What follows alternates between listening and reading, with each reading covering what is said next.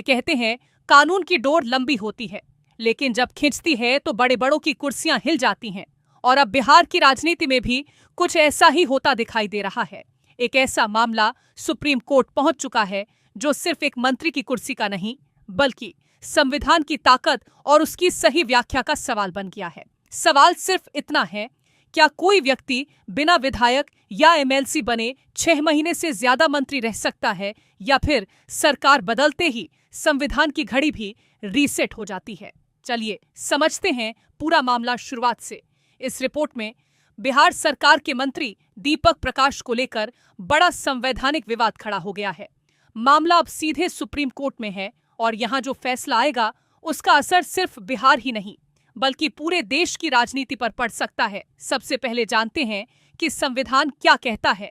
भारतीय संविधान का अनुच्छेद 164(4) साफ कहता है कि अगर किसी ऐसे व्यक्ति को मंत्री बनाया जाता है जो न विधायक है और न ही विधान परिषद का सदस्य, तो उसे 6 महीने के अंदर किसी एक सदन का सदस्य बनना होगा। अगर 6 महीने के भीतर वे चुनाव जीतकर या मनोनयन के जरिए सदस्य नहीं बनता, तो उसे मंत्री पद छोड़ना पड़ेगा। यानी संविधान ने साफ डेडलाइन तय की है।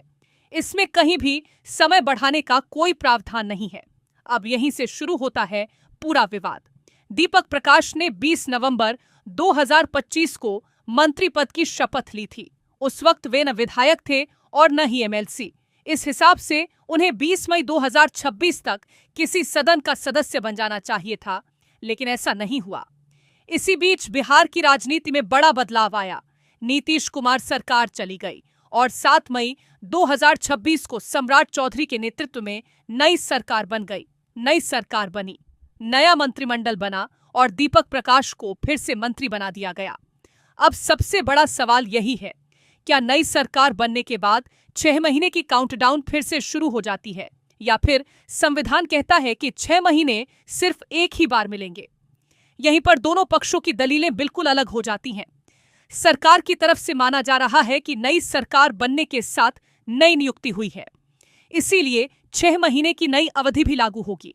लेकिन याचिकाकर्ता का कहना है कि अगर ऐसा मान लिया गया तो कोई भी सरकार हर 6 महीने में मंत्री को दोबारा शपथ दिलाकर बिना चुनाव लड़ाए सालों तक मंत्री बनाए रख सकती है, और यही तो संविधान की भावना के खिलाफ होगा। अब यहाँ एक पुराना फैसला इस पूरे विवाद को और दिलचस्प बना देता है। साल 2001 सुप्रीम कोर्ट में एसआर चौधरी बनाम पंजाब राज्य का मामला आया था। उस समय पंजाब के मंत्री तेज प्रकाश सिंह बिना विधायक बने मंत्री थे। 6 महीने पूरे होने से पहले उन्होंने इस्तीफा दिया और फिर दोबारा मंत्री पद की शपथ ले ली, लेकिन सुप्रीम कोर्ट ने इस तरीके को मानने से साफ इनकार कर दिया। अदालत ने कहा कि अनुच्छेद 164(4) सिर्फ एक बार की अस्थायी छूट देता है। बार बार शपथ दिलाकर 6 महीने की सीमा से बचना संविधान के साथ छल होगा। यानी अदालत ने साफ कर दिया कि संविधान का रास्ता शॉर्टकट से नहीं बदला जा सकता। अपोजिशन के बारे में इसमें उनका रवैया हमेशा से ही बिल्कुल भी जवाबदेही पूर्ण नहीं होता है, लेकिन जो बिल आया है बिल्कुल स्वागत योग्य बिल है। स्टूडेंट्स के लिए, उनके भविष्य के लिए एग्जामिनेशन सिस्टम बेहतर बने, इन तमाम चीज़ों को देख करके ये कदम उठाया गया है। सर, सुप्रीम कोर्ट ने सर आपके मंत्री पद के लिए सवाल पूछा है बिहार सरकार से कि 6 महीने से ऊपर हो गया है, अभी तक ना एमएलसी है ना विधायक है, फिर भी मंत्री बने हुए।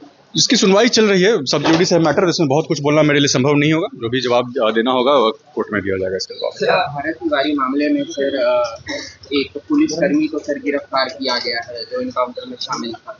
इसमें लगातार कार्रवाई चल रही है, न्यायिक जांच भी चल रही है। उसके आलोक में जो भी कदम उठाने की जरूरत होगी कदम उठाया जाएगा। सुप्रीम कोर्ट ने जो जजमेंट अब दोबारा लेट से, अभी तो पूछे सवाल, इसी सवाल पूछे।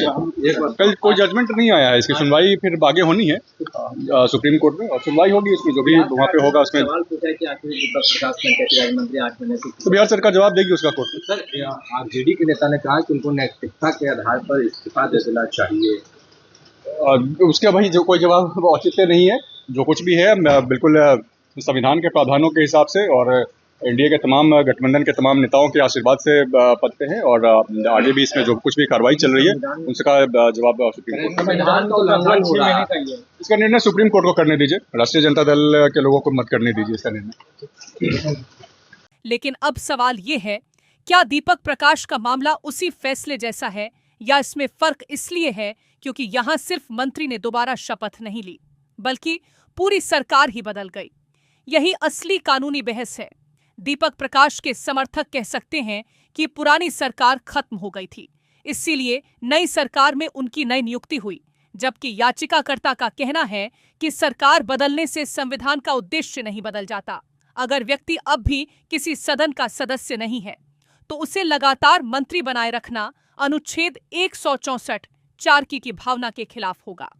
अब इस पूरे मामले पर सुप्रीम कोर्ट ने भी बिहार सरकार से सीधा सवाल पूछा है। चीफ जस्टिस सूर्यकांत की पीठ ने पूछा, जब 6 महीने की अवधि पूरी हो चुकी है तो बिना विधायक या एमएलसी बने कोई व्यक्ति मंत्री पद पर कैसे बना रह सकता है? यानी अदालत इसे सिर्फ राजनीतिक विवाद नहीं बल्कि संविधान की गंभीर व्याख्या का मामला मान रही है। अब सबकी नजर सुप्रीम कोर्ट के अंतिम फैसले पर है। अगर अदालत 2001 वाले फैसले की भावना को लागू करती है तो दीपक प्रकाश की मंत्री पद पर बने रहने की वैधता पर बड़ा सवाल खड़ा हो सकता है। लेकिन अगर कोर्ट ये मान लेता है कि नई सरकार बनने के साथ नई नियुक्ति हुई और नया 6 महीने का कार्यकाल शुरू हुआ तो सरकार को राहत मिल सकती है। यानी फैसला चाहे जो भी आए, उसका असर सिर्फ एक मंत्री की कुर्सी तक सीमित नहीं रहेगा। ये तय करेगा कि संविधान के अनुच्छेद 164 4 की असली सीमा क्या है और क्या सरकार बदलने से संविधान की घड़ी भी दोबारा चलने लगती है। अब फैसला सुप्रीम कोर्ट के हाथ में है और पूरे देश की नजर उसी पर टिकी हुई है।